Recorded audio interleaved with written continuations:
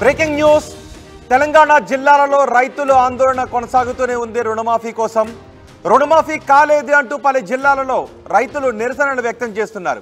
జగిత్యాల జిల్లా అంబారిపేట రైతు వేదిక దగ్గర రైతులు ధర్నా చేస్తున్నారు. రుణమాఫీ కోసం అధికారుల చుట్టూ తిరగాల్సి వస్తోందని రైతులు ఆవేదన వ్యక్తం చేస్తున్నారు. అటు పాలకుర్తి నియోజకవర్గం దేవరొప్పల మండలం సింగరాజుపల్లి ఏపీజీవీబీ ముందు రైతులు ధర్నా చేశారు.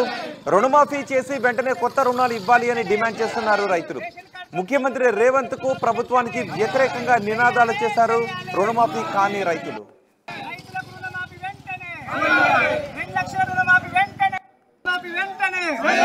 రైతులందరికీ 2 లక్షల రుణమాఫీ వెంటనే, లేకుండా రుణమాఫీ వెంటనే, రేషన్ కార్డుతో సంబంధం లేకుండా రుణమాఫీ వెంటనే. రాజేశ్వరిని నా భర్త గులవాడి 20 ఏండ్లు అవుతుంది. నేను 80,000 అప్పు తీసుకున్నా. 2020లో తీసుకున్నా. 2020లో అప్పు తీసుకున్నా 80,000. 80,000 వీడికి 3వ తాప చూసినా అందులో పేరు వచ్చేది లేదు. ఆ బ్యాంకులో పొంటి తిరిగితే అందులో పట్టించుకుంటలేరు, రాలేదని నన్ను వెళ్ళగొడతాను. ఈ అప్పు 80,000 అప్పు సారి వీడికి 3 సార్లు తిరిగి వచ్చిన. దయచేసి మాకు 2 లక్షలకు లోపల అన్నావు, అవి ఇచ్చి మాకు న్యాయం చేయాలి. నేను గత 3 సంవత్సరాల క్రితం 10,000 రూపాయలు నాకున్న 9 గుంటల భూమిని పెట్టి అగ్రికల్చర్ కింద లోన్ తీసుకున్నా.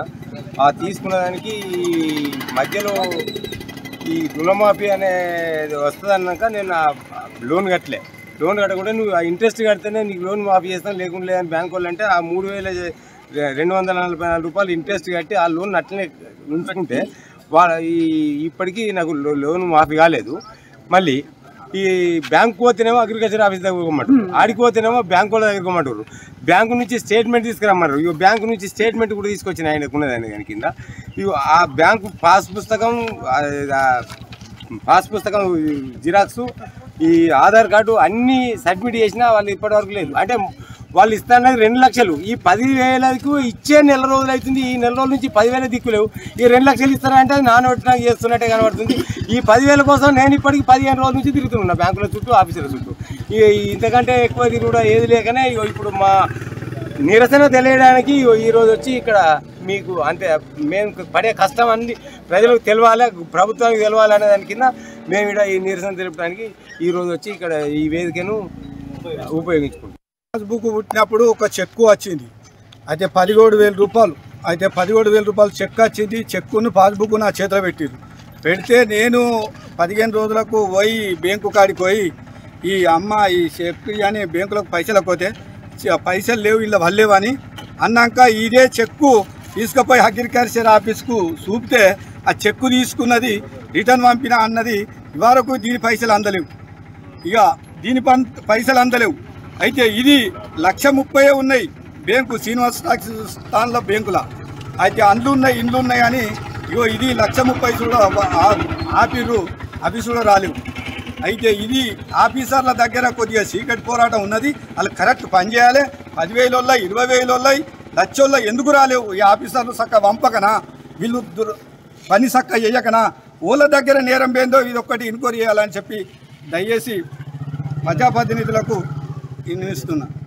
రేషన్ కార్డుతో సంబంధం లేకుండా రుణమాఫీని చేయాలి అంటూ రైతులు ఆందోళన చేస్తున్నారు. తెలంగాణ జిల్లాలలో రైతుల ఆందోళనలు కొనసాగుతూనే ఉన్నాయి. రుణమాఫీ కాలేదు అంటూ ఎవరికైతే రుణమాఫీ కాలేదో వాళ్ళంతా ఇలా మీరు ఆర్టీవీ స్క్రీన్ పైన చూస్తున్న విధంగా ఆందోళనలు చేస్తూనే ఉన్నారు.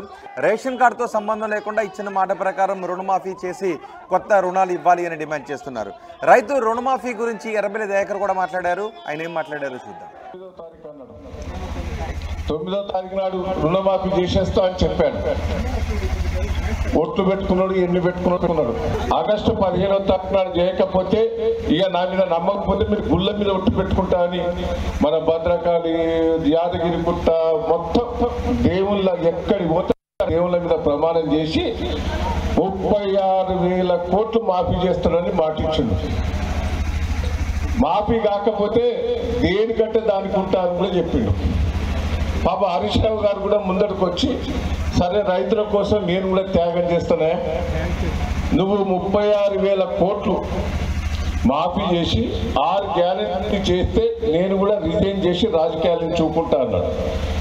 సరే 6 గ్యారెంటీలు పక్కకు పెట్టు, ఈ రుణమాఫీ 36,000 కోట్లు చేస్తానని మాఫీ చేస్తానని మాట ఇచ్చిండు. సరే, మొదట 46,000 కోట్లను లెక్కలు తీసిండు ఎలక్షన్ల ముందు. ఆఖరికి మళ్ళా ఎలక్షన్లు అయిపోయాక 36,000 కోట్లను తీసిండు లెక్కలు తగ్గించి. సరే, 36,000 కోట్లైనా వస్తే బాగానే ఉంటుందని మనం అందరం 36,000 కోట్ల నుంచి తీసేసి క్యాబినెట్ లో 33,000 కోట్లకు తగ్గించండు. మళ్ళీ క్యాబినెట్ మీటింగ్ లో మళ్ళా బడ్జెట్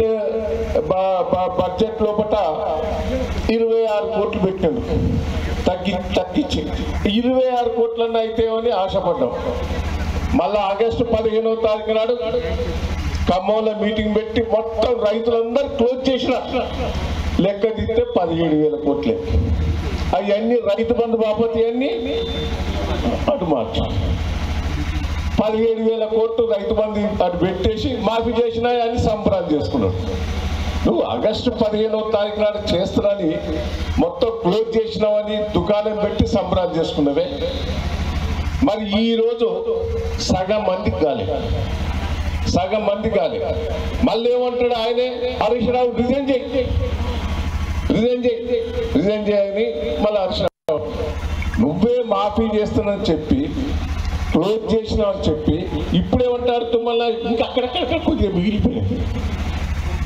అక్కడిక్కడే మిగిలిపోయినాయి. అవి కూడా అప్లికేషన్లు చేసుకుంటా అంటే పాపం 2 లక్షలు దాటిన వాళ్ళ అంతా బ్యాంకులో చుట్టూ తిరిగి మిగతా అమౌంట్ కట్టారు. అది కట్టిన తర్వాత కూడా ఏం రెస్పాన్స్ లేదు. పాప ఇప్పుడు ఆ బంగారం పెట్టి తెచ్చి పెట్టిన శంకరాజపల్లి అని అందరు అప్పులు తీసుకొచ్చి పెట్టారు. నేను ఒక్కటే అంటున్నా, నిన్ను వదిలిపెట్టే ముచ్చటే లేదు. నేను కూడా చెప్తున్నా, హరీష్ రావు గారు కానీ, కేటీఆర్ గారు కానీ, కేసీఆర్ గారు కానీ, మేము నిన్ను వదిలిపెట్టే ముచ్చట్లేదు. రైతులందరికీ రుణమాఫీ అయ్యే వరకు వదిలిపెట్టేది లేదు. నేను ఒక్కటే చెప్తున్నా, నేను ఇప్పటికి 8 నెలల నుంచి సైలెంట్గానే ఉన్నా. నేను రైతుల కోసం ఈ దేవరూపుల మండలం పాలకుర్తి నియోజకవర్గంలో కేసీఆర్ నాయకత్వంలో ఎన్నో చేశాం. ఏంటండి, 5 ఏళ్ల కింద 10 ఏళ్ల కింద మనకు దేవరూపుల చుక్క నీళ్లుండేనా? 10 ఏళ్ళు 50 ఏళ్ళు మీరు కాంగ్రెస్ పార్టీ వెళ్ళిందే ఎన్నడన్నా పట్టించుకున్నారా? ఆ బాగు పట్టించుకున్నారా ఎప్పుడన్నా? గోదావరి నీళ్ళు తీసుకొచ్చి బాగులో పోసి ఎండాకాలంలో చెర్లు నింపింది దయన్న కాదా, కేసీఆర్ కాదా? బోర్ల బాల నీళ్లు నింపి బోర్ల బాయిల వద్దంటారు. ఇదే సింగర్పల్లి 3 సార్లు ఓ కట్ట దిగిపోయేటట్టున్నది. ఆపు అని మొత్తుకునేది.